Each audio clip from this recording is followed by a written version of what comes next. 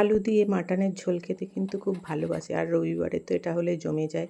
এখন আমি কয়েক কোয়া রসুন, আদা আর লঙ্কা বেটে নেবো।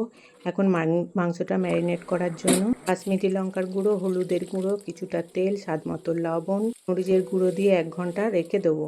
এখন আমি কড়াইয়ে কিছুটা তেল দিয়ে আলুটা ভেজে নেবো। আলুটা ভাজা হয়ে গেছে, তার মধ্যে ফোড়ন দিয়ে দেবো শুকনো লঙ্কা, তেজপাতা, গোটা গরম মশলা, অল্প একটু চিনি। তারপরে মাংসটা আমি চাপিয়ে দেবো। মাংসটা কষা হয়ে গেলে 2টো টমেটো পেস্ট করে আমি আবারও দিয়ে দেবো।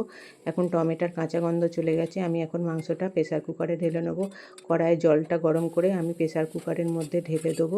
আমার মাংস প্রায় অর্ধেক সেদ্ধ হয়ে গেছে। বেশি সিটি দেবো না, 5টা সিটি দিয়ে দেবো। আলু দিয়ে আমি 5টা সিটি দিয়ে দিয়েছি।